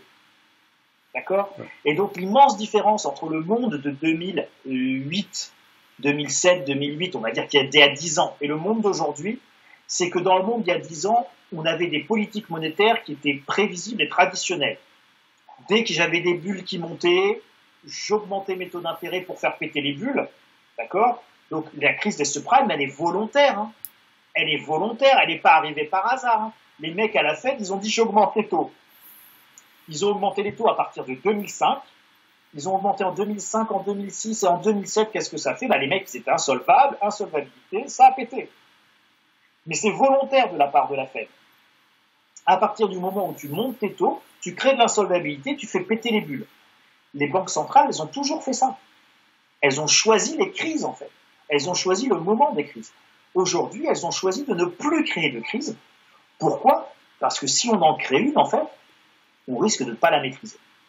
Et donc, on risque de partir en effondrement systémique. Ouais. Donc, elles ne vont pas prendre le risque de monter les taux. Donc, a priori, il n'y aura pas d'insolvabilité, donc il n'y aura pas de crise. Mais en revanche, on n'est pas à l'abri d'un monstre caché. Alors, le monstre caché, tu en as eu un, là, WeWork, l'entreprise de coworking américaine, qui a été sauvée. Il a fallu 10 milliards de dollars dans la nuit pour sauver le truc de la faillite. Moi, je fais le pari sur 2020 que si nous sommes confrontés à des monstres cachés, nous aurons un choc ponctuel, ouais, c'est-à-dire une correction boursière, comme on a eu en octobre 2018, ouais, octobre, novembre, décembre 2018. On peut perdre 20%, 25% sur les marchés, peut-être même 30%, mais on ne partira pas en effondrement systémique parce que les banques centrales, elles vont injecter. Et donc mon pari est de dire qu'en fait, on va continuer la lévitation, qu'on va léviter de plus en plus haut partout, sur tous les actifs, qu'on risque d'aller de plus en plus bas dans les taux d'intérêt négatifs, mais que ce sera très progressif parce que ça nécessite beaucoup de changements de législation, parce que ça nécessite beaucoup de préparation en termes de communication, des esprits, etc., etc. Donc ça ne se fera pas comme ça. Donc sur l'année 2020, les taux d'intérêt ne deviendront pas profondément négatifs en Europe. Qu'ensuite, on a l'hypothèque on a la grande hypothèque de la réélection de Trump. Moi, je pronostique que Trump sera réélu. Je pense aussi. Non seulement il n'y aura pas d'impeachment, mais en plus, il sera réélu. Pour plein de raisons qu'on ne va pas développer parce que ça serait trop long, mais voilà. Et je suis ni pour ni contre. Je pense juste que factuellement, il va être réélu. Et qu'en étant réélu, en fait, on va se retrouver avec une dichotomie fondamentale entre deux zones, que sont la zone Amérique du Nord et dollar et la zone européenne. Et donc, l'Europe va partir en taux d'intérêt négatif. Et la zone Amérique du Nord va partir en TMN, théorie monétaire moderne, c'est-à-dire en impression de monnaie. Ça va générer un différentiel de taux très important. Et là, on a un potentiel choc possible. Et j'explique les raisons de ça dans ma dernière lettre d'ailleurs. Et en gros, pour te la faire courte, et pour donner quand même l'essentiel à tes téléspectateurs, c'est que de ce point précis, pourquoi on aurait des taux négatifs en Europe et pourquoi on aurait de la théorie monétaire moderne, c'est-à-dire l'impression monétaire aux États-Unis. La raison, elle est en fait politique à la base. Nous, on est avec les Allemands, et les Allemands ne supportent pas, hyperinflation, République de Weimar, Adolf Hitler, heures les plus sombres, nazisme, bouffe terminé. Donc, quand tu parles d'inflation à un Allemand, le gars, il voit rouge, quoi. D'accord? Je juge pas. Ou brun. Voilà. Bon, ça lui plaît pas. Oui. Ça lui plaît pas. Je juge pas. C'est factuel. Donc, quand tu parles d'inflation à un Allemand, ça provoque une réaction épidermique. Il n'en veut pas. Comment tu fais pour éroder de la dette sans éroder la valeur de ta monnaie? Réfléchissez à ça. La bonne question, c'est comment tu fais pour éroder un stock de dette sans éroder la valeur de ta monnaie? Tu n'as que la déflation et les taux d'intérêt négatifs pour le faire. C'est ça. Bon. Ça, c'est le premier élément. Donc, tant que l'Allemagne sera dans la zone euro et qu'elle ne voudra pas d'inflation, on est condamné à éroder notre stock de dette par des taux d'intérêt négatifs, même si les Allemands préféreront un consensus sur le taux d'intérêt négatif, même si ça fait souffrir les petits vieux allemands et leur épargne, plutôt que de partir en hyperinflation. C'est pour ça qu'en Europe, tu as des taux d'intérêt négatifs et pas aux États-Unis. Ouais. D'accord? Et c'est pour ça qu'en Suisse, tu as aussi des taux d'intérêt négatifs et pas aux États-Unis. C'est vrai. Parce que, évidemment, comme tu es au plein cœur de l'Europe, même si tu es un pays indépendant avec ta monnaie, tu commerces quand même avec la zone qui est autour. Donc, c'est évidemment très, très compliqué. Si demain, tu laisses faire ta Banque centrale nationale suisse, elle laissait faire, le franc suisse, il est multiplié par 5 en valeur. C'est ça. D'accord? Et donc, tu vends plus rien. Donc, ils sont obligés de maintenir des taux bas pour essayer de dissuader les gens d'acheter du franc suisse. C'est ça. C'est vrai. Voilà. Donc, mais sinon, la valeur de ta monnaie, elle serait, elle mérite d'être beaucoup plus importante. Et aux États-Unis, le problème, il est différent. C'est que les États-Unis, ils ont, et j'avais commencé par te dire ça, ils ont la force armée. Ils ont le moyen d'imposer l'utilisation de leur dollar. Donc, en fait, le pari qu'ils font, eux, c'est de dire quand bien même je fais de l'impression monétaire, quand bien même j'imprime du billet qui, entre guillemets, vaut rien, de toute manière, les autres, ils continueront à me les prendre. 1, parce que j'ai le pétrodollar. 2, j'ai les porte-avions. Et 3, si t'es pas content, je te pète la gueule. Non, mais c'est ça. Je schématise et je résume, d'accord? Mais en gros, j'ai les moyens économiques, politiques, géopolitiques et militaires de forcer le cours de ma monnaie. Donc, je peux faire de l'impression de billets, je ne vais pas terminer comme le Venezuela, parce que moi, je suis le plus fort. Ouais. C'est pas faux. Et c'est pas faux, jusqu'à certaines limites. Donc, les Américains vont partir en impression monétaire, et nous, on va partir en taux d'intérêt négatif. Le fait que le FMI te parle d'implémenter des taux profondément négatifs et que Christine Lagarde vienne du FMI pour prendre la place à la Banque Centrale Européenne, je ne vais pas dire que c'est directement lié, si tu veux, c'est pas ça. Hein. C'est plus compliqué que ça, évidemment. Mais c'est très symbolique. Voilà. Il y a évidemment, ça préfigure quelque chose. Ouais. Et je pense que ça préfigure cette grande séparation de deux grands choix de politique monétaire très différents. Et ça va commencer à marquer des différences en 2020. Ça va juste commencer en 2020, mais ça va commencer à être palpable plutôt 2021, 2022, 2023. Voilà. D'accord. C'est parce qu'encore une fois, ça sera un processus progressif et a priori pas violent.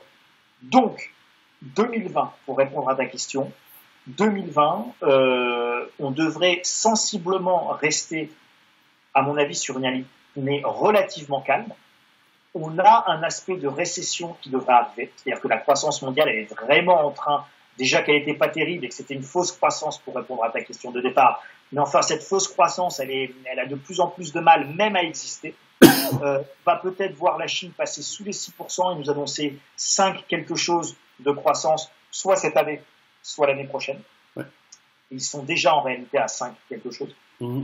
Donc voilà, donc on va avoir une situation, une conjoncture difficile, avec un ralentissement très fort de l'économie, avec de grands plans de licenciement et à mon avis une augmentation du chômage.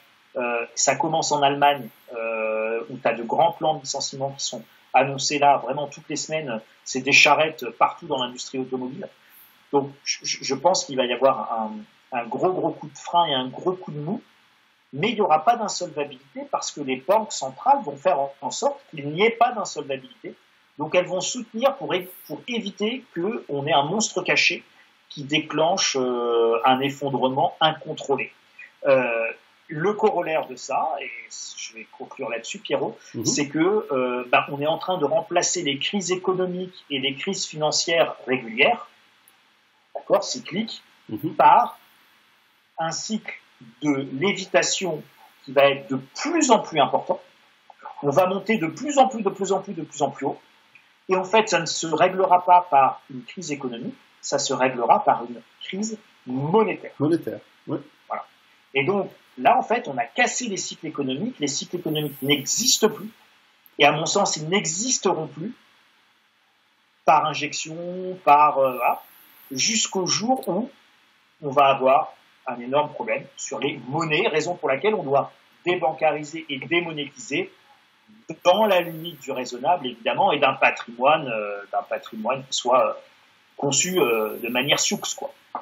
Alors, pour terminer, je vais d'abord petite question. Est-ce que tu continues à faire tourner tes stocks de boîtes de raviolis? Eh ben écoute, je continue à faire tourner mes stocks de boîtes de raviolis, mais je suis un peu en retard. J'en ai plus que je n'en mange, je crois. Et donc là, si tu veux... C'est pas très bon, hein, c'est pas très bon les Non, mais raviolis en boîte. j'ai des problèmes de date de péremption. C'est pas grave. Alors, pour tout te dire, j'ai trouvé un bon moyen, mais ça, c'est... voilà. Ce que je fais, c'est que j'achète... Bon, j'ai 2 stocks, en fait. J'ai un stock qualitatif qui est Voilà. celui que j'utilise vraiment. Les manchons de canard, les trucs bien, quoi. Et qui tourne vraiment, voilà, en toute simplicité. Non, mais j'ai bon, mon stock quotidien. Et puis, j'ai le stock un peu de fin du monde aussi. Voilà. C'est-à-dire que, tu vois, tu as les sacs de riz premier prix. Bon, les enfants, ils préfèrent celui-là, d'ailleurs, c'est drôle, parce qu'ils préfèrent quand je leur fais du riz collant, tu sais, premier prix au riz plus cher, mais bon. Quand maman est là, je suis obligé de mettre du riz plus cher, mais quand on est tout seul avec les gamins, on se fait du riz collant. Mais bref, ça c'est pour l'anecdote. Donc ces stocks-là, en fait, avant qu'ils arrivent à péremption, évidemment, en fait, je les amène à la banque alimentaire. Bien sûr, c'est ça que vous faites. Tout simplement. Et ça fait un don, en fait. Voilà, mon don à la banque alimentaire, c'est 6 mois avant la date de péremption, j'amène mes trucs, et c'est comme ça que je le fais tourner en réalité. Voilà. Pour répondre à ta petite question, je le fais tourner en le donnant. C'est bien. Et donc, parce que corollaire à cette question, c'est que tu parlais des monstres cachés. Notre ami Nassim Taleb parlait de signes noirs. C'est pareil. Il y a l'imprévu, c'est-à-dire que tu mentionnais tout à fait justement le fait que, et c'est quelque chose que moi-même j'avais sous-estimé. Mon ami suisse ici, qui avait écrit un livre sur la chute du dollar, l'avait sous-estimé aussi. On en a discuté récemment. Le pétrole est ce qui permet tout ce bordel, tout ce truc de fonctionner, le pétrole bon marché. Or, ce pétrole, quelles qu'en soient les réserves et quelle qu'en soit la capacité extractive de ces réserves, il est maintenu très bas parce que l'OPEP, effectivement, a le bras derrière le dos, tordu à mort. Et surtout, les dirigeants... Un M16 sur la tempe. Voilà, les dirigeants ont un M16 sur la tempe et on a vu ce qui arrive lorsque on évite d'obtempérer. Et en revanche, la physique reste ce qu'elle est, c'est-à-dire le jour où le gisement est à sec et le jour où l'extraction ne peut plus physiquement être augmentée, là, tordre le bras ou pas, si tout d'un coup il n'y a plus de pétrole à la pompe, là, c'est un choc alors qui malheureusement devient imprévisible, alors qu'à l'origine, on pouvait le préparer. Aujourd'hui, on nous parle de transition énergétique pour des raisons accessoires, enfin le soi-disant réchauffement climatique, tout ça. Ok, admettons que c'est vrai. Alors on nous parle de plans, de machin, de taxation surtout. Mais en réalité, on ne sait pas si dans 3 mois, dans 6 mois, dans 1 an, demain matin, on nous annonce, désolé, on n'arrive plus à produire 100 millions de barils par jour. Et on commence à produire 99, puis 98, puis 96, et d'ici 6 mois, on passe à 60.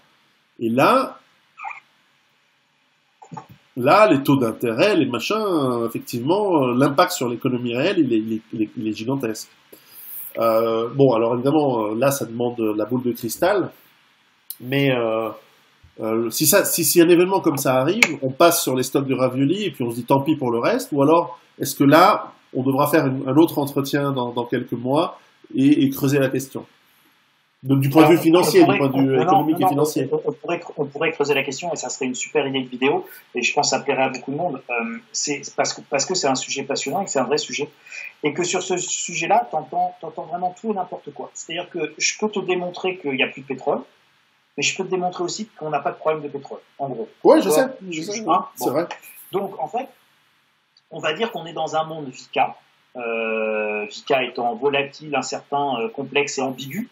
Et donc là, on est dans l'ambiguïté. C'est-à-dire que est-ce qu'on est face à un vrai problème monumental sur le pétrole ou pas?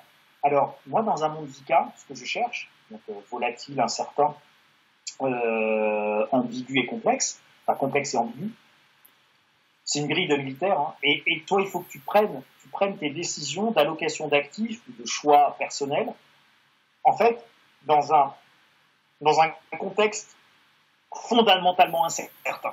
Voilà. C'est-à-dire que non seulement ça bouge tout le temps, mais en plus, c'est totalement incertain.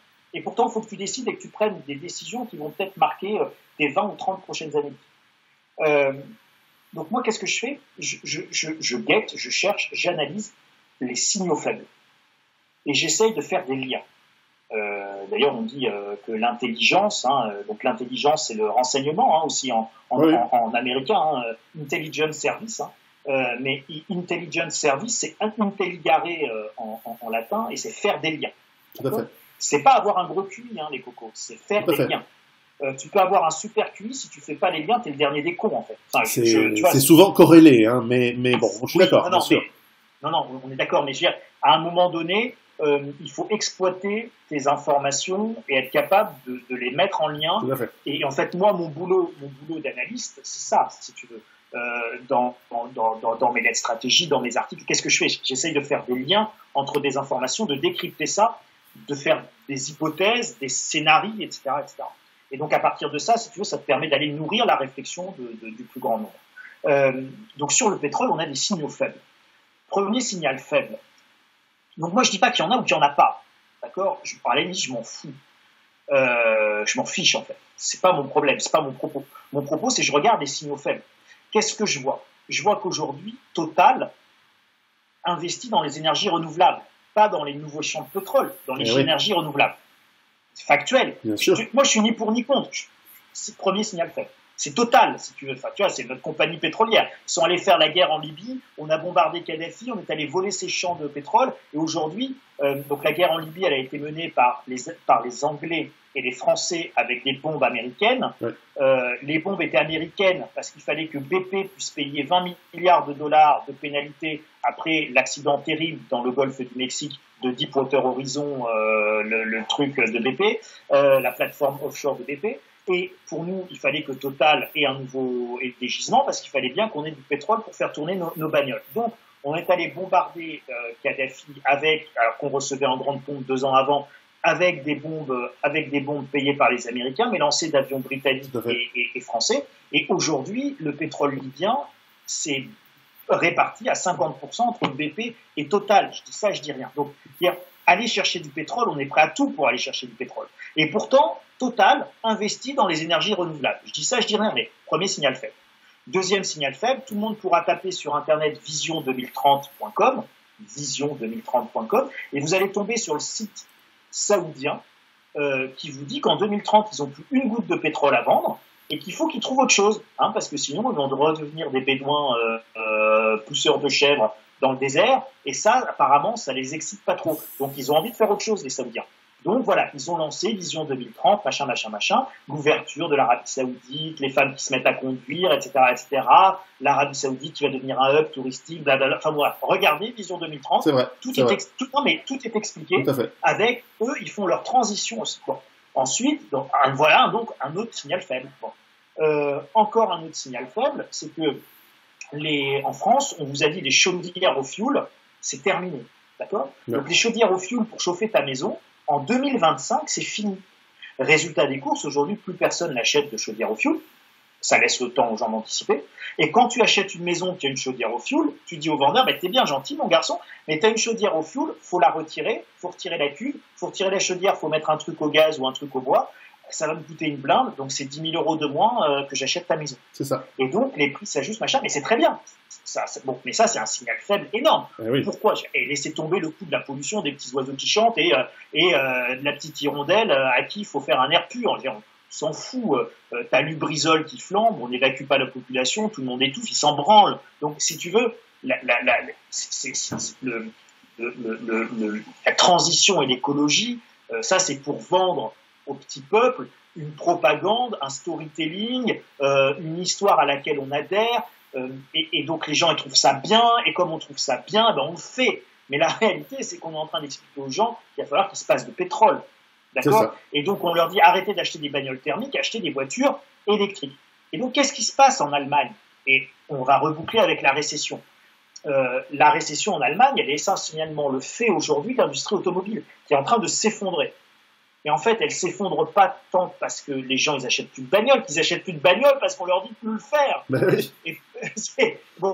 Et pourquoi on leur dit de plus le faire ? Parce qu'on leur dit qu'il faut acheter des bagnoles électriques. Et en fait, là, t'es là. Moi, je parlais avec un gars, un ouvrier dans le coin. un petit entrepreneur, et il me disait, tiens Charles, qu'est-ce que je dois faire? Est-ce que tu crois que je dois acheter ma camionnette ou pas? Parce que là, tu vois, si j'achète ma camionnette, ça coûte 40 000 euros. Bah, c'est une grosse camionnette, bon, pour ces chantiers et tout. Mais si j'achète ma grosse camionnette, c'est 40 000 euros, je peux négocier, machin, moi je vais l'avoir à 35 000. Mais putain, c'est un diesel. Qu'est-ce que je dois faire? Et là, Renault vient de sortir. Là, c'est marrant parce qu'on en parlait avec ce type. On en parlait il y a 3 mois, c'était avant l'été. Et là, Renault vient de sortir. C'est grosse camionnette, là, celle qu'il voulait acheter. Le nouveau modèle, il est hybride électrique hydrogène. D'accord, électrique et hydrogène pour avoir une autonomie plus grosse et transporter des charges plus lourdes pour les entrepreneurs, quoi. Donc voilà, donc là, en fait, l'industrie allemande, elle s'effondre parce qu'ils vendent des V6 et des V8 dans un monde qui apparemment doit se préparer à plus avoir trop d'essence, quoi. Alors que, L'essence très chère.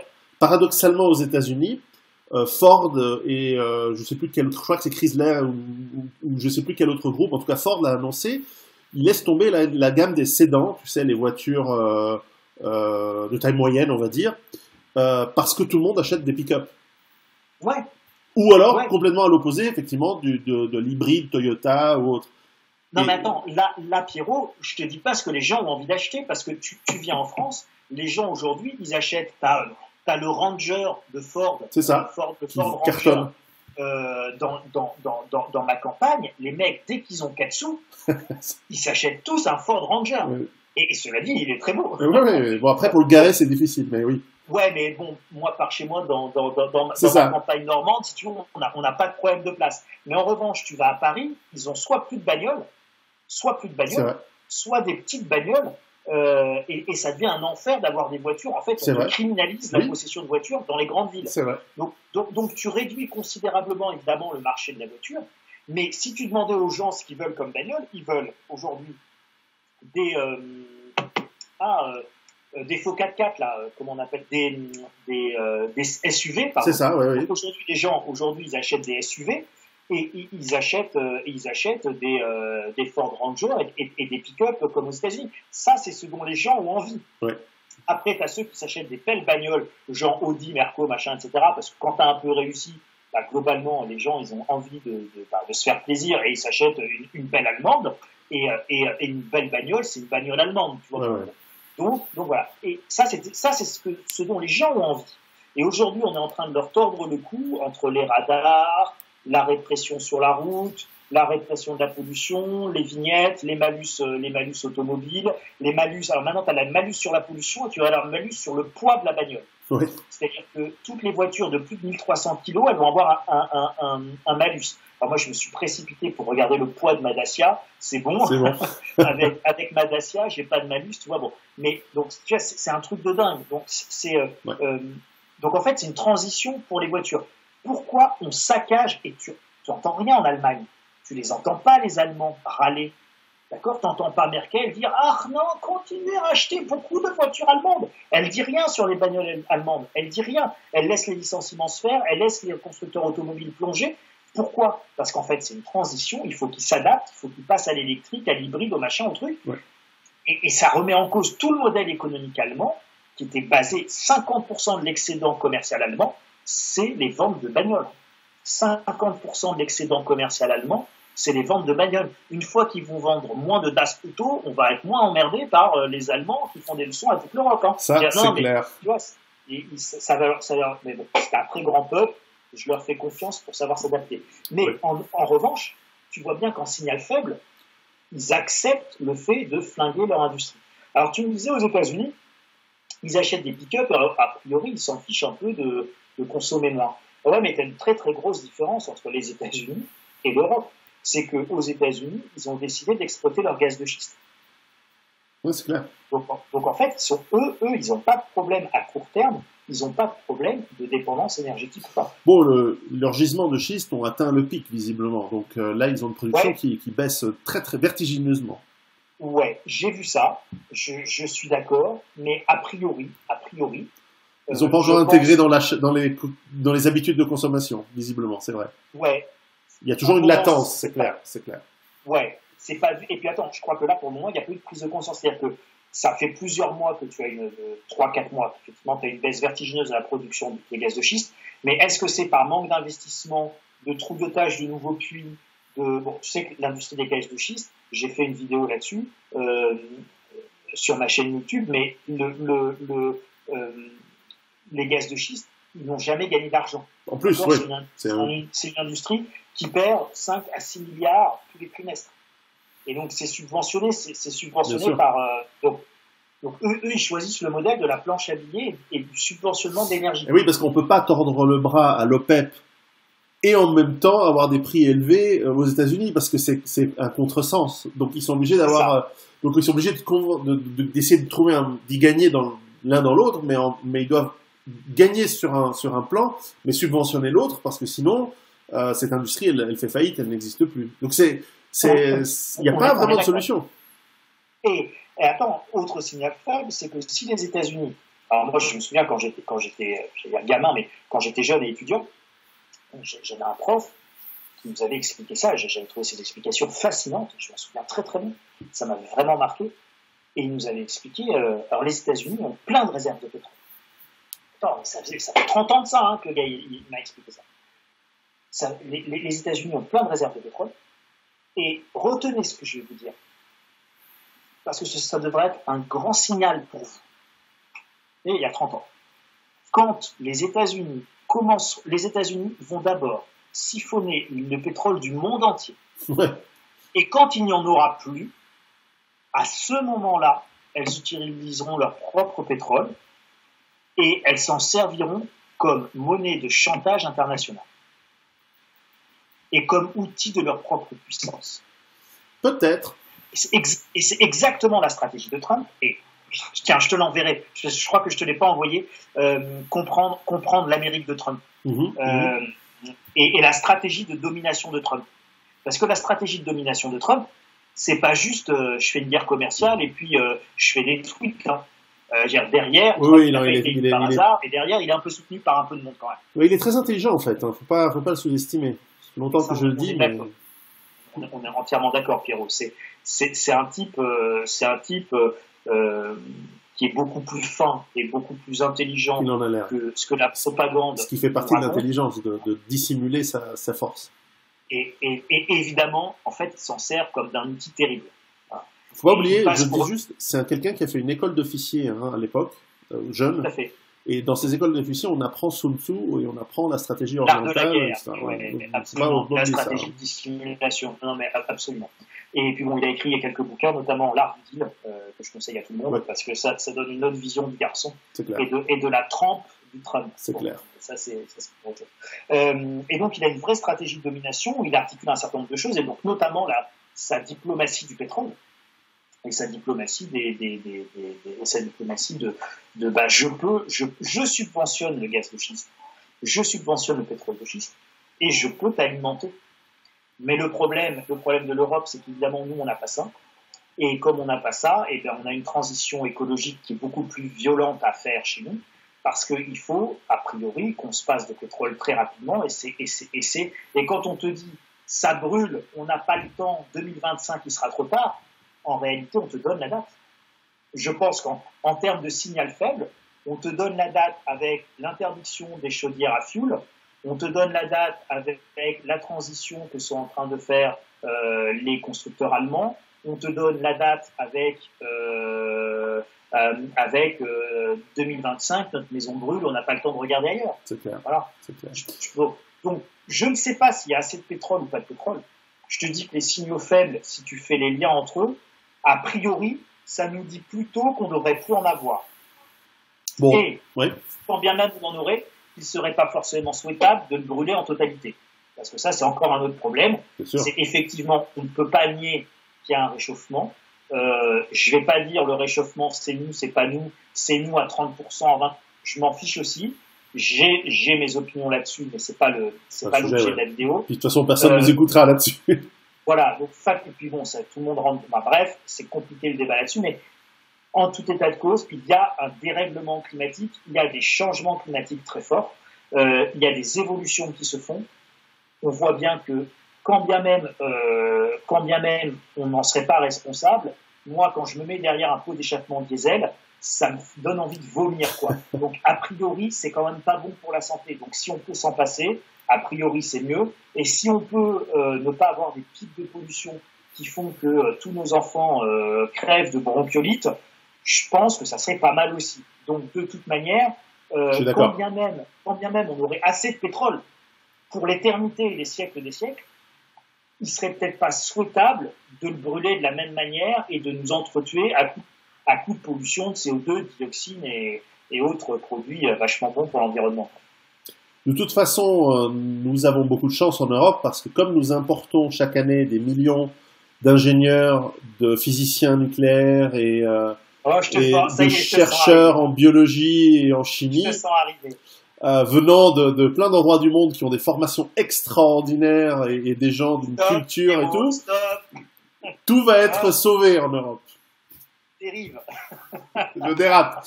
Charles, je te remercie beaucoup pour ton temps. Je mettrai encore une fois les liens. En grand plaisir. Les liens ci-dessous. Et puis, je pense que je suis d'accord avec tes pronostics pour 2020. Et donc, ça nous laisse plus de temps pour accumuler les boîtes de raviolis. C'est ça. Ah oui, dernière petite chose, mais ça, c'est ta faute, hein, parce que tu as parlé de tous les ingénieurs, les biologistes et les chimistes qui arrivaient par milliers.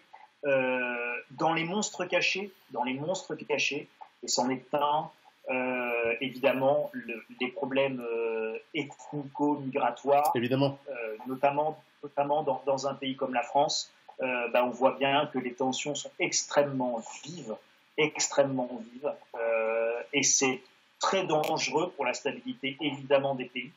Et donc, en fait, l'une des prédictions, pas forcément pour 2020, mais ça peut être pour 2020 comme pour 2021 ou 2022, parce que je n'en sais rien, mais finalement, l'effondrement ne sera peut-être pas économique. Mais en tout cas, la cause ne sera peut-être pas économique, mais on peut se retrouver sur un accident historique terrible, type attentat du 11 septembre, un truc monumental, mais à l'échelle française, qui peut mettre le feu aux poudres, des incidents en banlieue, enfin que sais-je, on peut inventer des milliers de choses qui font qu'en réalité, je pense que notre pays, en tout cas la France, est extrêmement fragile.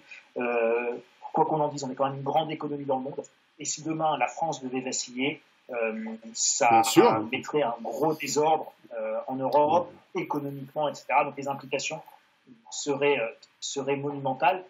Voilà. Donc ça en revanche, je pense que ça va être des difficultés plus prégnantes qu'on a mis sous le boiseau pendant des décennies, et le réel est toujours très dur et très violent.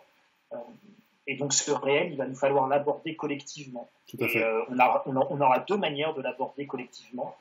Soit on l'aborde avec sagesse, pondération, mais intelligence et sans démagogie. Et fermeté. En disant les choses telles qu'elles sont, mais avec une grande humanité. Oui. Où justement, on se dit, voilà, il faut que nous trouvions ensemble les moyens de faire en sorte qu'on n'arrive pas au point de s'entretuer. Il va falloir le poser comme ça, le débat, à un moment donné.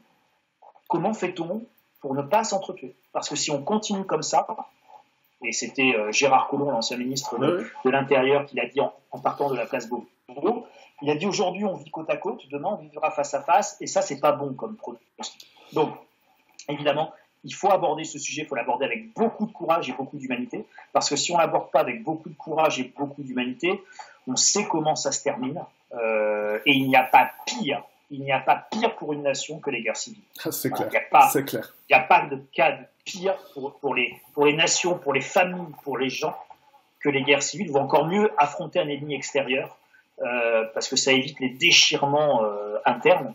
Donc il n'y a pas de pire que la guerre civile. Donc évidemment, on en prend le chemin avec les tensions, la montée des tensions.